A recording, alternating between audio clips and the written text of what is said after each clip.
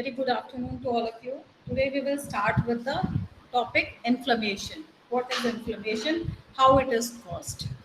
Inflammation, it is a local response of living mammalian tissue to injury due to any agent. That means कोई भी injurious agent, कोई भी चीज जो आपके टिश्यूज को डैमेज कर रहा है या वहां पे जो है कोई ना कोई इंजरी कॉज कर रहा है. Already you know injury means definitely जो homeostatic balance of the cell है, it is getting disturb. So anything, any injurious agent या कोई भी एजेंट, इटियोलॉजिकल एजेंट जो है, if it is causing damage to the tissue or it is causing injury to the tissue or cell, definitely the local response is seen. local response देखा जाता है. उस local response को हम क्या बोलते हैं? Inflammation बोलते हैं. ठीक है. इसको हम ये भी बोल सकते हैं कि it is a body defense reaction in order to limit or spread of injurious agent. That means इसका मतलब ये हुआ कि इन्फ्लेमेशन होता क्यों है? क्योंकि बॉडी डिफेंस मैकेनिज्म है, बॉडी डिफेंस रिएक्शन है, जिसका पर्पस होता है स्प्रेड ऑफ इंजूरियस एजेंट को रोकना. उसका रीजन है जब भी कोई सपोज इन्फेक्शियस एजेंट अगर बॉडी में एंटर करता है, वो सेल को डैमेज करता है, टिश्यूज को डैमेज करता है, तो जो सेल्स और टिश्यूज है they release some of the mediators, chemical mediators release करते हैं, और उस केमिकल मीडिएटर्स के वजह से, उस कॉन्सिक्वेंसेस के वजह से जो है हमें कुछ ना कुछ इन्फ्लेमेशन या इस तरह के सिम्टम्स जो है वो ऑब्जर्व होते हैं. ठीक है. आपको कैसे पता चला कि आपको यहाँ पर चोट लगी है? डेफिनेटली जब वहाँ पे चोट लगती है, उस पर्टिकुलर एरिया का सेल जब डैमेज होता है, तो वहाँ पर आपको इन्फ्लेमेशन होता है. इन्फ्लेमेशन कहने का मतलब है वहाँ पे स्वेलिंग होती है, वहाँ पे रेडनेस होता है, वहाँ पर वार्मनेस की फीलिंग होती है. अगर आपको कोई पेंसिल भी चुभा देता है, वहाँ का सेल कहीं ना कहीं डैमेज हुआ, और सेल के डैमेज की वजह से क्या होगा? वहां पर आपने देखा होगा आपको जलन फील होती है, वहां पे रेडनेस हो जाता है, स्वेलिंग हो जाती है. So these all symptoms are the symptoms of inflammation. ठीक है. तो इन्फ्लेमेशन क्या है? It is a body response, it is a body defence response in order to limit और limit the spread of the injurious agent. Normally what are the signs of inflammation? आपके inflammation के science क्या होते हैं? आपके inflammation के 4 science होते हैं. आपका रूबर, ट्यूमर, कैलर और डैलर. ये आपकी 4 इन्फ्लेमेशन के साइंस है. रूबर का मतलब है रेडनेस, ट्यूमर का मतलब है स्वेलिंग, कैलर का मतलब है हीट, डैलर का मतलब है pain. That means whenever any injury is seen in particular cell or tissue, we get inflammation. Inflammation क्या है? It is a body defense mechanism जो उस particular injurious agent को रोकने के लिए जो है बॉडी में रिएक्शन आया है, जिसे हम inflammation बोलते हैं. और ये inflammation जो है, इसमें 4 साइंस ऑब्जर्व होते हैं या 4 सिम्टोमैटिक थिंग्स ऑब्जर्व होती हैं. क्या ऑब्जर्व होता है? आपका हीट. दैट मीन्स जहां भी आपका इन्फ्लेमेशन होगा, जहां भी इंजरी होगी और जो आसपास के इन्फ्लेम्ड टिश्यूज होंगे, वहां पर आपको पेन फील होगा, हल्का सा दर्द फील होगा.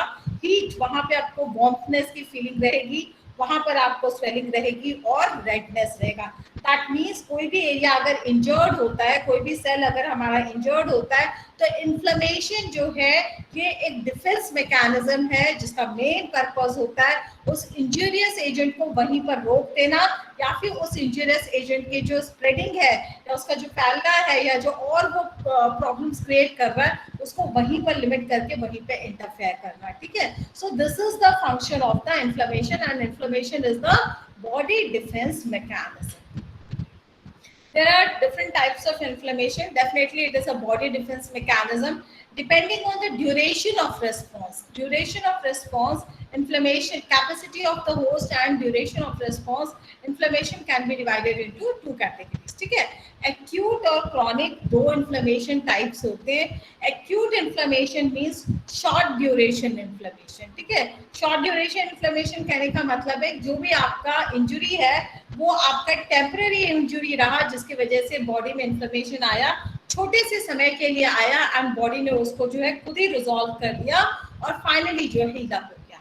क्रॉनिक इन्फ्लेमेशन के केस में जो आपका इटियोलॉजिकल एजेंट है, जब वो लंबे समय तक अगर बॉडी में एग्जिस्ट करता है, definitely at that time because there is long duration, तो इस in this response the inflammation which will be developed will be chronic inflammation. That means कोई भी inflammation लंबे समय तक अगर रहेगा, वो लंबे समय तक inflammation क्यों हो रहा है?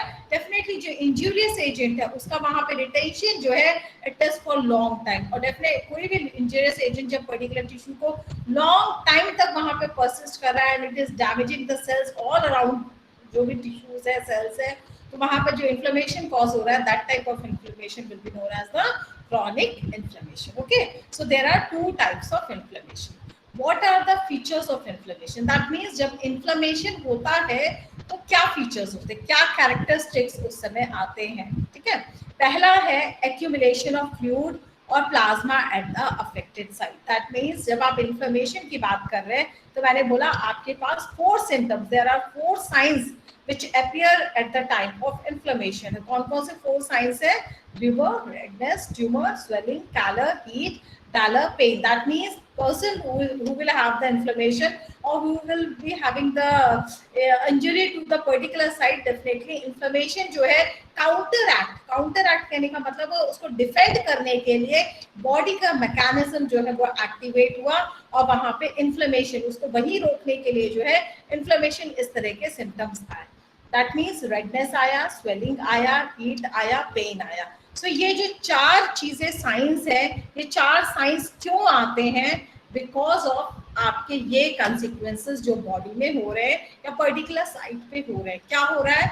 Accumulation of fluid and plasma at the infected site. ठीक है, यानी आपका जो भी अफेक्टेड साइट है वहां पे आपका जो एक्यूमुलेशन ऑफ फ्लूइड या प्लाज्मा हो रहा है, बिकॉज ऑफ दैट swelling. मैंने अभी पीछे एक सिम्टम दिखाया ना, swelling. This swelling is because of accumulation of fluid and plasma at the affected site. दूसरा क्या है? Intravascular activation of platelets. That means inflammation जब होता है तो उस समय ये मेन फीचर्स होते हैं कि आपका जो फ्लूइड है, प्लाज्मा है, जो भी साइट है वहां पर आपका इकट्ठा होता है. दूसरा हमने बोला intravascular activation of platelets. That means platelets कहाँ है? आपके ब्लड में. तो आपके जो प्लेटलेट्स आपके ब्लड में जो सर्कुलेट करते रहते हैं, दे गेट एक्टिवेटेड. ठीक है, जो एक्टिवेट होते हैं to release some chemical mediators. वो कुछ केमिकल मीडिएटर्स को रिलीज करते हैं एंड जिसकी वजह से जो है और भी जो इन्फ्लेमेटरी सेल्स हैं वो एक्टिवेट हो जाते हैं and they reach to that particular site जहां पर आपका इन्फेक्शियस एजेंट, जहां पे आपका एटियोलॉजिकल एजेंट प्रेजेंट है. ठीक है, so these are the 3 main features which are seen in case of inflammation. Accumulation of fluid and plasma at the affected site. दूसरा है इंट्रावास्कुलर एक्टिवेशन ऑफ प्लेटलेट. तीसरा है morphoneutrophil as inflammatory cell. Don't worry अगर ये चीज नहीं समझ आती है, now I will explain, later I will explain, और just in this lecture only I will explain how these particular steps. Acute inflammation, जब भी एक्यूट इन्फ्लेमेशन होता है तो it is acute inflammation, it is consisting of 2 events. यानी acute inflammation में 2 events होता है. पहला है वैस्कुलर इवेंट, दूसरा है हमारा सेल्यूलर इवेंट. ठीक है, यानी जब भी इन्फ्लेमेशन होता है तो इन्फ्लेमेशन कोई एक सिंगल स्टेप प्रोसेस नहीं है. आपका जो इन्फ्लेमेशन है वो एक कंटिन्यूअस प्रोसेस है और जिसमें टोटली 2 इवेंट्स आते हैं, vascular events and cellular events. Vascular events means vessels, जो आपके आर्टरीज हैं, जो आपके वेन्स हैं. दैट मींस ये जो वेसल्स हैं, जो ब्लड वेसल्स हैं, इनको हम वैस्कुलर बोल रहे हैं. ठीक है, तो वैस्कुलर मतलब जो वेसल्स के अंदर, ब्लड वेसल्स के अंदर जो चेंजेस आ रहे हैं या उसमें जो भी चेंजेस आ रहे हैं उसे हम क्या बोल रहे हैं? Vascular events. ठीक है, सेल्यूलर इवेंट्स कहने का मतलब है जो भी आपके सेल्स है, डेफिनेटली ब्लड वेसल्स के अंदर जो है आपके डब्ल्यूबीसी है, आरबीसी है, प्लेटलेट्स है, मोनोसाइट्स है, मूवेबल मैक्रोफेजेस हैं.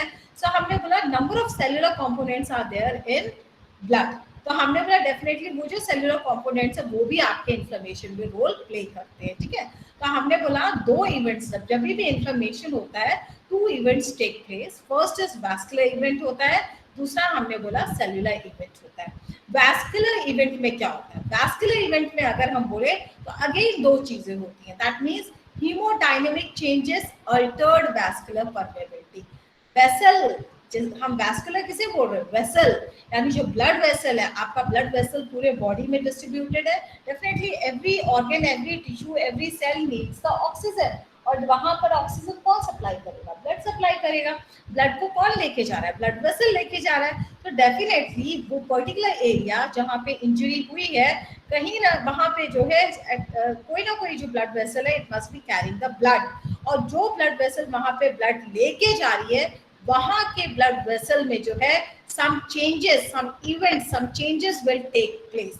क्या चेंजेस होंगे वेसल्स में? जैसे हमने बोला हीमोडायनामिक चेंजेस, ठीक है? Haemodynamic, haemo means blood, haemo means blood, dynamics means movements. जो ब्लड का मूवमेंट होता है ब्लड वेसल में, आपका एक नॉर्मल ब्लड प्रेशर होता है, एक पर्टिकुलर प्रेशर एक्सर्ट करता है ब्लड का एक वॉल्यूम होता है, दैट मीन्स जो हीमोडायनेमिक्स है, जो ब्लड वेसल के अंदर जो ब्लड फ्लो कर रहा है, उसका जो फ्लो प्रॉपर्टीज है, it gets altered whenever inflammation is there as a vascular event, ठीक है? दूसरा क्या आपके वैस्कुलर इवेंट में स्टेप आता है?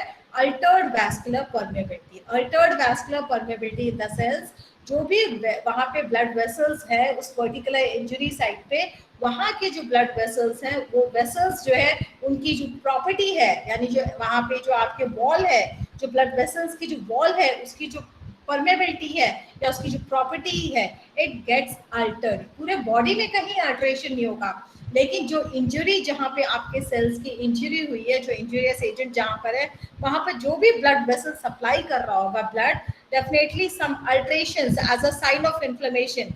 इन्फ्लेमेशन के रिस्पॉन्स में क्या आएगा? वैस्कुलर चेंजेस होंगे। वैस्कुलर चेंजेस कहने का मतलब है जो वेसल है जो वहां पे ब्लड लेके जा रहा है, उस वेसल में कुछ ना कुछ चेंजेस होंगे, और वेसल में दो तरह के चेंजेस होंगे। पहला हमने बोला कि आपका हीमोडायनामिक चेंजेस होगा, दैट मीन्स जो भी ब्लड फ्लो है उसमें या ब्लड वॉल्यूम का फ्लो है, all these things will get rearrange, normal pattern से हटके चलेंगी।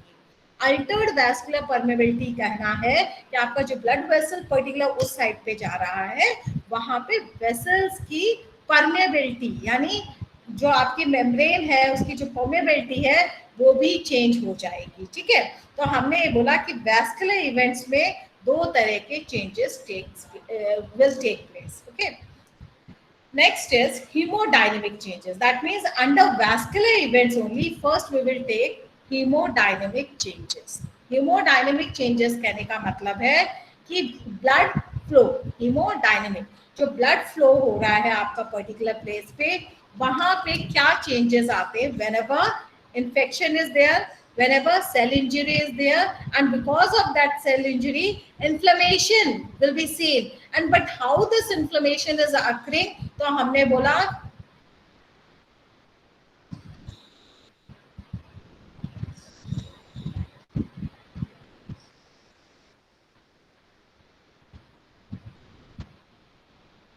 how this inflammation is occurring, तो हमने बोला डेफिनेटली इन्फ्लेमेशन होने के लिए, यानी को इन्फ्लेमेशन के चार साइंस आने के लिए वैस्कुलर इवेंट्स टेक्स प्लेस करेंगे plus cellular events takes place करेंगे, ठीक है? जो वैस्कुलर इवेंट्स है वहां पे हमने बोला हीमोडायनामिक चेंजेस होगा, और आपका साथ में जो है हमने बोला आपके अल्टर्ड वैस्कुलर परमेबिलिटी होगी। So first we will take haemodynamic changes. Haemodynamic changes कहने का मतलब है ब्लड फ्लो पैटर्न जो है वो चेंज हो जाएगा। ब्लड फ्लो पैटर्न चेंज कैसे हो जाएगा? जो भी ब्लड वेसल्स आपके पर्टिकुलर साइट या जहां पे भी आपका इन्फेक्शन हुआ है, जहां भी इंजरी है, वहां पे सप्लाई होगी, वहां पे इमीडिएटली उन ब्लड वेसल्स में ट्रांजिएंट वेसो कंस्ट्रिक्शन होगा। वेसो कंस्ट्रिक्शन मीन्स जो वेसल्स है वो कंस्ट्रिक्ट कर जाएंगी, उसके बाद slowly persistent progressive vaso dilation होगा। दैट मीन्स इनिशियली वहां की ब्लड वेसल्स कंस्ट्रिक्ट कर जाएंगी, बट कुछ समय के बाद प्रोग्रेसिवली जो है वो वैसो डायलेट करेंगी, और वैसो डायलेशन की वजह से क्या होगा? डेफिनेटली उस पर्टिकुलर एरिया में जो ब्लड वॉल्यूम है वो वहां पर इंक्रीज हो जाएगा। जैसे ही उस एरिया में ब्लड वॉल्यूम इंक्रीज होगा, this will result in redness and warmthness. मैंने आपको 4 साइंस बताए थे ना, जिसमें मैंने बोला था रेडनेस भी होगा, वार्मथनेस भी आएगा। तो ये रेडनेस और वार्मथनेस क्यों आएगा? क्योंकि जो ब्लड वेसल है उस पर्टिकुलर साइट पर वो ब्लड वेसल कंस्ट्रिक्ट कर गया, कंस्ट्रिक्ट करने के बाद वो प्रोग्रेसिवली वैसोडाइलेशन प्रोसेस में गया, और जब वो वैसोडाइलेशन प्रोसेस में गया तो जो ब्लड वॉल्यूम उसमें है डेफिनेटली इट इज इंक्रीज्ड, और ब्लड वॉल्यूम जो इंक्रीज हुआ उस एरिया में, इसके वजह से क्या होगा? रेडनेस और वार्मथनेस की फीलिंग आएगी, ठीक है? नेक्स्ट हमने बोला क्योंकि वहां पर ब्लड वॉल्यूम जो है it is increased as a result of vasodilation, definitely there will be the increase in local hydrostatic pressure. पूरे बॉडी में हाइड्रोस्टैटिक प्रेशर इंक्रीज नहीं होगा, ब्लड वॉल्यूम एक पर्टिकुलर एरिया में जो ब्लड वॉल्यूम सप्लाई है वहां पर इंक्रीज हुआ है, और उस पर्टिकुलर लोकल एरिया में जो है हाइड्रोस्टैटिक, क्योंकि ब्लड वॉल्यूम किससे बना है, वाटर में है उसमें, तो डेफिनेटली जो ब्लड वॉल्यूम है वो जो प्रेशर एक्सर्ट कर रही है उस प्रेशर को हम क्या बोल रहे हैं, हाइड्रोस्टैटिक प्रेशर। ये प्रेशर किस पे एक्सर्ट कर रही है, ब्लड वेसल पे। तो हमने बोला कि जो आपका ब्लड वॉल्यूम है जो वहां पे इंक्रीज हो गया है because of progressive vasodilation, this increased blood volume will also increase the local hydrostatic pressure. As local hydrostatic pressure will increase, तो आपका जो भी लिक्विड है, जो फ्लूइड है, जो प्लाज्मा फ्लूइड है, it will move to the extra cellular space. That means आपके वेसल को छोड़ के आपका जो फ्लूइड है, आपका जो प्लाज्मा फ्लूइड है, that will move to the extracellular fluid, and as a result swelling will be the sign of acute inflammation। ठीक है, सो हमने बोला कि पहले ब्लड वेसल कंस्ट्रिक्ट होगा, then it will get dilated, as it will get dilated the volume of blood to that particular microvascular bed area, यानी उस particular area में जो भी ब्लड वेसल है वहां पे आपका वॉल्यूम इंक्रीज हो जाएगा। जैसे ही आपका ब्लड वॉल्यूम इंक्रीज होगा it will result in redness and warmthness to that particular site.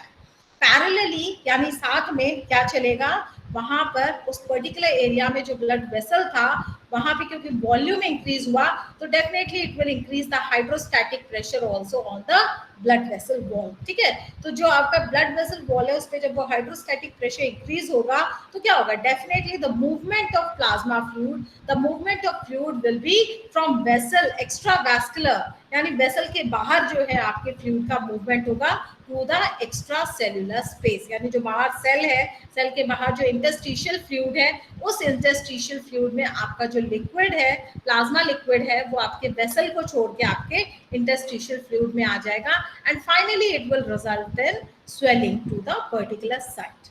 ठीक है, नेक्स्ट हमने बोला जब आपका वहां से फ्लूइड निकल जाएगा, यू कैन अंडरस्टैंड कि जैसे ही आपका वहां से प्लाज्मा का फ्लूइड निकल जाएगा, वॉल्यूम निकल जाएगा, कम हो जाएगा, तो क्या होगा, it will result in slowing or of micro circulation। वहां पे जो माइक्रो सर्कुलेशन है, जो ब्लड सर्कुलेशन उस एरिया में हो रहा है वो कम हो जाएगा, एंड एज अ रिजल्ट इस रिजल्ट में क्या होगा, increased concentration of red cells. That means वहां पे सेल्स की डेंसिटी जो है, सेल्स मीन्स केवल रेड सेल्स नहीं, ब्लड सेल्स कहने का मतलब है डब्ल्यूबीसी सेल्स भी है, आरबीसीज भी है, प्लेटलेट्स भी है, न्यूट्रोफिल्स भी है, लिम्फोसाइट्स भी है। That means all the cell components जो आपके ब्लड में होते हैं वो सारे वहां पे डेंस्ड फॉर्म में आ जाएंगे। क्यों, क्योंकि जैसे ही ब्लड वॉल्यूम इंक्रीज हुआ था वहां पर, तो वहां पे रेडनेस और वार्मनेस की feeling I, but increased volume की वजह से hydrostatic pressure on the wall जो है वो इंक्रीज हो गया, and because of increased hydrostatic pressure by that plasma fluid on that wall, जो आपका blood vessel wall था, आपका जो liquid है, fluid जो है, it moved outwards to the vessel, यानी extravascularly move कर गया और कहाँ इकट्ठा हो गया, interstitial fluid में। interstitial जो space है वहां पे आपका fluid accumulated हो गया, finally this process resulted in आपका swelling। नेक्स्ट हमने बोला जैसे ही फ्लूइड यहाँ से दूसरे तरफ मूव हुआ इमीडिएटली वो जो पर्टिकुलर एरिया है वहां पर अब आपके जो कंसंट्रेशन ऑफ सेल्स है, कंसंट्रेशन ऑफ ब्लड सेल्स जो है, it get raised, as a result वहां पे ब्लड विस्कोसिटी जो है वो इंक्रीज हो जाती है। ठीक है, अब जो आपके ब्लड सेल्स है वहां पे, ब्लड सेल्स तो आपके केवल आरबीसी तो नहीं है, अदर देन आरबीसी डब्ल्यूबीसी भी है आपका, आपके प्लेटलेट्स भी है, आपके न्यूट्रोफिल्स भी है, लिम्फोसाइट्स है, मोनोसाइट्स है, that means many cells are there in blood component. ये सारे जो वहां पे ब्लड सेल्स हैं वो कंसंट्रेटेड फॉर्म में उस पर्टिकुलर एरिया में इकट्ठा हो जाएंगे, और जो ल्यूकोसाइट्स हैं वो आपके कॉर्नर में, दैट मीन्स आपका जो वेसल वॉल है उसमें उसके नियर बाई जाके मार्जिन, उसके नियर बाई जाके मार्जिनेशन करने लगेंगे और अलोंग द वैस्कुलर एंडोथेलियम जो है वो अडहेयर हो जाएंगे। ठीक है, अडहेयर मीन्स चिपक जाएंगे। दैट मीन्स आप इमेजिन करिए पहले ब्लड फ्लो बहुत अच्छे से कर रहा था, जैसे जैसे कॉन्सिक्वेंसेस हुए, सबसे पहले हमारा क्या कॉन्सिक्वेंस हुआ, बॉडी ने अपने को तुरंत इन्फ्लेमेशन में खुद के बॉडी डिफेंस मैकेनिज्म ने क्या किया कि जो ब्लड वेसल उस एरिया में था वहां पे ब्लड वेसल डायलेट हो गया। जैसे उस एरिया में ब्लड वेसल डायलेट हुआ, इमीडिएटली वहां पर डायलेशन के बाद क्योंकि वहां पे लार्ज ब्लड वॉल्यूम आ गया तो it resulted in a warmth और रेडनेस फीलिंग उसने वहां दे दी।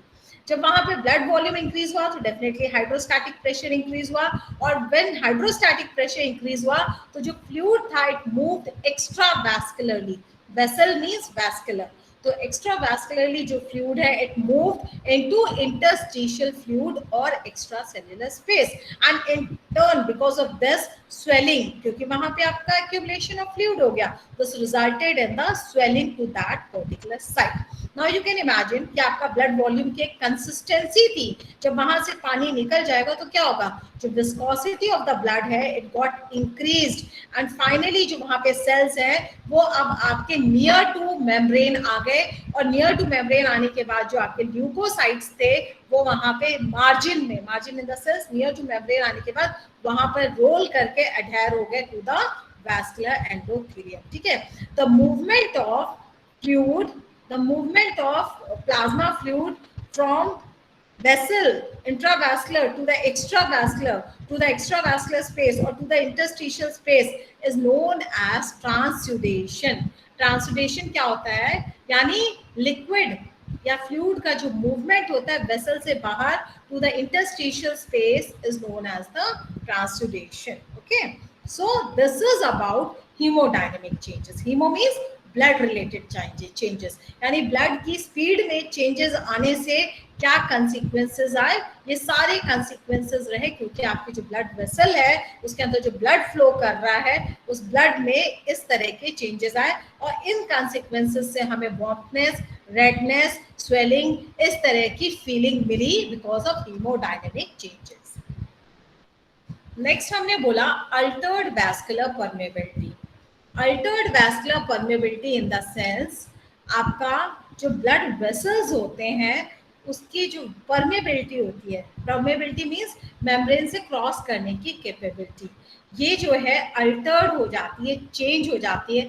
जो नॉर्मल ब्लड वेसल होता है उससे आपका मटेरियल जो है वो परमेबिलिटी उसकी उतनी ज़्यादा नहीं होती है जितनी आपकी जो परमेबिलिटी है आपके डैमेज्ड एरिया में हो जाती है। दैट मीन्स जो एरिया डैमेज्ड होता है वहां पर जो वेसल सप्लाई होते हैं उनकी जो वॉल होती है उस वॉल की परमेबिलिटी जो है चेंज हो जाती है, काफी चेंज हो जाती है, काफी लीकी हो जाती है, यानी लीक करना, जो भी मटेरियल वहां से क्रॉस करता है it can easily go out of that vessel. इसे हम क्या बोलते हैं, vascular permeability. Vascular permeability actually क्यों होता है, क्योंकि जो सेल्स होते हैं जहाँ पे इंजूरियस एजेंट गया है या जहाँ पे जो भी एटियोलॉजिकल एजेंट गया है वहां पे उस एटियोलॉजिकल एजेंट की वजह से उसने वहां टिश्यू डैमेज किया, सेल डैमेज किया, but as a result of tissue और cell damage some mediators, chemical mediators जो है वो रिलीज होते हैं। जैसे ही वो केमिकल मीडिएटर्स सेल इंजरी के टाइम पर रिलीज होते हैं ये केमिकल मीडिएटर्स जो ब्लड वेसल है वहां भी पहुंचते हैं। जैसे ही वहां पे पहुंचते हैं तो वहां के जो एंडोथेलियल सेल्स होते हैं वेसल्स के दे गेट श्रिंक। आपके जो एंडोथेलियल सेल्स हैं वो श्रिंक हो जाते हैं, सिकुड़ जाते हैं एक तरह से, और जैसे ही वो सिकुड़ते हैं आपके जो वेसल है वेसल में परमेबिलिटी जो है वो इंक्रीज करने लगती है। ठीक है, क्यों, क्योंकि आप खुद सोचिए दो सेल्स जो है आपस में अच्छे से एडहेर्ड थे, अच्छे से एक दूसरे को फिक्स थे, ठीक है, टाइट पैकिंग थी, but because of shrinkage of cell, because of endothelial cells जो है वो श्रिंक हो गए, इसके वजह से क्या होगा उनके बीच में जो है जो स्पेस था यानी इंटरसेल्युलर स्पेस जो था, इंटरसेल्युलर एंडोथेलियल स्पेस था वो इंक्रीज हो गया। इंक्रीज होने की वजह से क्या हुआ, डेफिनेटली जो भी आपके अंदर मटेरियल था, लिक्विड था, क्या it can easily move outwards, यानी वो इजीली जो लिक्विड है, जो प्लाज्मा फ्लूइड है, जो भी फ्लूइड है वो इजीली जो है आपका जो है फ्रॉम ब्लड कंपार्टमेंट को छोड़ के आपके इंटरस्टिशियल कंपार्टमेंट में मूव कर देगा, और इंटरस्टिशियल में कंपार्टमेंट में मूव करने के बाद क्या होगा, it will result in swelling और oedema. Oedema means accumulation of fluid, क्योंकि इन्फ्लेम टिश्यूज जो है वहां पर आपका जो है वेसल्स जो है वेसल्स की परमेबिलिटी अल्टर होगी। क्यों हुई है, क्योंकि केमिकल मीडिएटर जो है it is released by the at the time of cell injury. जैसे ही सेल इंजरी की वजह से केमिकल मीडिएटर्स रिलीज हुए, उसने क्या किया, जो भी ब्लड वेसल था, ब्लड वेसल का जो वॉल था जहां पे एंडोथेलियल सेल्स थे, उस एंडोथेलियल सेल पे एक्शन लाया and it resulted in the shrinkage of the cell. As a result जब श्रिंकेज ऑफ सेल होगा तो क्या होगा, definitely space between the cells जो है इट गेट्स इंक्रीज्ड। जैसे ही space between the cells it gets increase, easily जो है परमेबिलिटी जो है वो इंक्रीज हो गई, बहुत ज्यादा परमेबिलिटी इंक्रीज हो गई। और अब जो है जो भी फ्लूइड था, जो भी वहां पे प्लाज्मा फ्लूइड था, it can easily move from the vessel blood compartment to the interstitial compartment. और जैसे ही इंटरस्टिशियल कंपार्टमेंट में आपका एक्यूमुलेशन ऑफ फ्लूइड इंक्रीज होगा, this will be known as the oedema and ultimately we can say in easy term swelling. Okay, तो वहां पे swelling क्यों हो रही है, क्योंकि वहां पे वाटर या फ्लूइड का एक्यूमुलेशन हुआ है। Now next is transudate.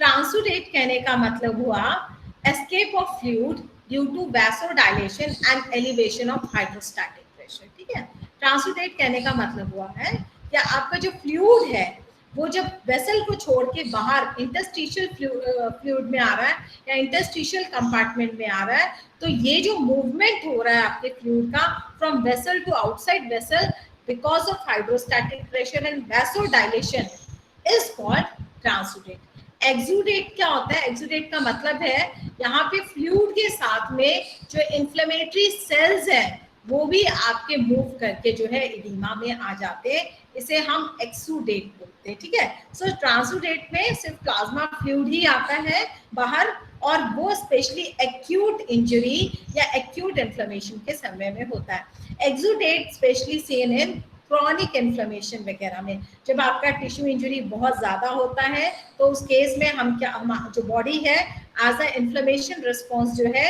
वहां पर आपके नो डाउट वाटर जो है, जो प्लाज्मा फ्लूइड है, उसका तो मूवमेंट होता ही है in interstitial compartment, but along with that जो भी आपके इन्फ्लेमेटरी सेल्स है, न्यूट्रोफिल है, मोनोसाइट्स है, मैक्रोफेजेस है, all these also they move to that interstitial fluid area या interstitial compartment and this is known as the exudate. ठीक है, नेक्स्ट हमने बोला कि आपका स्वेलिंग होता क्यों है। ठीक है, यानी क्या रीजन है जिसकी वजह से नॉर्मली जो फ्लूइड है वो फ्लो करता रहता है हमारी बॉडी में, कोई स्वेलिंग नहीं होती है। That means how this fluid balance occur, body में फ्लूइड बैलेंस कैसे होता है।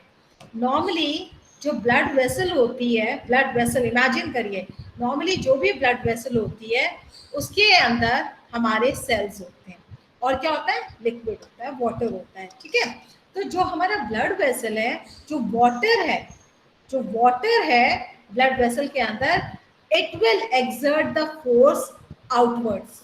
ठीक है, यानी जो फ्लूइड है आपके ब्लड वेसल में वो बाहर की तरफ प्रेशर डालेगा, यानी वॉल की तरफ प्रेशर डालेगा बाहर के लिए, and this pressure is hydrostatic pressure. ठीक है, जबकि आपका यानी कौन सा फोर्स बाहर फ्लूइड को मूवमेंट के लिए परमिट कर रहा है, कौन सा फोर्स अंदर के लिए, जब आउटवर्ड फोर्स और इनवर्ड फोर्स जो है बैलेंस रहेगा तो आपका फ्लूइड जो है सर्कुलेशन में रहेगा। अगर आउटवर्ड जो फोर्स है और जो इनवर्ड फोर्स है दोनों अगर इम्बैलेंस्ड हो गए तो डेफिनेटली या तो ब्लड वेसल में बहुत वॉल्यूम का ट्रांसफर हो जाएगा या तो बाहर जो इंटरस्टिशियल स्पेस है वहां पे एक्यूमुलेशन ऑफ फ्लूइड हो जाएगा, which is known as the oedema. तो हमने बोला normally this is balanced, body में ये दोनों चीजें बैलेंस्ड है and the force which is acting, जो फोर्स जो है आपके मूवमेंट ऑफ फ्लूइड को बाहर फेवर कर रहा है, which is favouring the outward movement of the fluid is hydrostatic pressure. That means जो आपका ब्लड वेसल है उसमें जो ब्लड है बाहर, आप इमेजिन करिए बाहर की तरफ धक्का लगा रहे हैं, यानी आपका जो ब्लड वेसल में ब्लड फ्लो कर रहा है, एक फोर्स ऐसा होगा जो पानी को बाहर की तरफ धक्का देगा, और बाहर की तरफ धक्का देने का मतलब हुआ कि जो ब्लड वेसल है उसके अंदर जो ब्लड है, जो फ्लूइड है, वो हाइड्रोस्टैटिक प्रेशर की वजह से बाहर की तरफ फोर्स अप्लाई करेगा for outward movement of fluid. दूसरी तरफ जो आपके इंटरस्टिशियल फ्लूइड है, इंटरस्टिशियल फ्लूइड में जो भी कोलॉइडल मटेरियल्स हैं उसके वजह से ऑस्मोटिक प्रेशर क्रिएट होगा, and because of this osmotic pressure जो है वो भी वाटर को आउटवर्ड मूवमेंट के लिए फोर्स करेगा। दैट मीन्स एक ब्लड वेसल के अंदर हाइड्रोस्टैटिक प्रेशर है जो बाहर के लिए मूवमेंट को फेवर कर रहा है, और दूसरा हमने बोला जो इंटरस्टिशियल बाहर का एरिया है वहां पर जो ऑस्मोटिक प्रेशर क्रिएट हो रहा है उस ऑस्मोटिक के प्रेशर के वजह से भी जो आउटवर्ड मूवमेंट ऑफ फ्लूइड है it will B favoured. But कौन से फोर्सेस जो है वो inward movement of interstitial fluid को फेवर करेंगे? डेफिनेटली ब्लड वेसल के अंदर का जो फ्लूइड है इट विल मूव आउटवर्ड, जो आपका बाहर इंटरस्टिशियल फ्लूइड है उसका जो फ्लूइड है इट विल मूव इनवर्ड। ठीक है, ये दोनों चीजें बैलेंस रहती हैं। ठीक है, तो हमने बोला कि कौन सा फोर्स जो है which will cause inward movement of interstitial fluid. That means पहले हमने आउटवर्ड मूवमेंट ऑफ फ्लूइड की बात कही थी, अब कौन से फोर्सेस है जो इनवर्ड मूवमेंट ऑफ फ्लूइड को फेवर करेंगे? पहला आपका जो वेसल है, ब्लड वेसल है, ब्लड वेसल में जो आपके कोलॉइडल पार्टिकल्स है, कोलॉइडल इन द सेंस आपके आरबीसी डब्ल्यूबीसी, ये जो कोलॉइडल पार्टिकल्स हैं, because of this osmotic pressure will be created and out जो बाहर लिक्विड है इंटरस्टिशियल फ्लूइड का लिक्विड है it will be try to bring inside, ये उसे अंदर की तरफ खींचने की कोशिश करेगा। दूसरी तरफ हमने बोला जो hydrostatic pressure of the interstitial fluid है this will also exert the pressure on the wall, ultimately will favor the inward movement of the interstitial fluid। ठीक है, सो हमने बोला कि आपके दो तरह से फोर्सेस हैं, hydrostatic pressure and osmotic pressure. ये दो फोर्सेस जो है बैलेंस करते हैं आपके आउटवर्ड मूवमेंट ऑफ फ्लूइड को और आपके इनवर्ड मूवमेंट ऑफ फ्लूइड को। Okay, so this was about vascular events. जब भी आपके बॉडी में इन्फ्लेमेशन होगा तो सबसे पहले वैस्कुलर इवेंट होगा, वैस्कुलर के बाद आपका सेल्युलर इवेंट्स होंगे। वैस्कुलर इवेंट्स जब होंगे तो दो तरह की चीजें होंगी, पहला हीमोडायनेमिक चेंजेस होगा और दूसरा आपका altered vascular permeability. Finally because of all these things क्या होगा? Redness, warmness and swelling to particular area जो है ये ऑब्जर्वेशन हमारा आएगा whenever inflammation will occur to a particular site।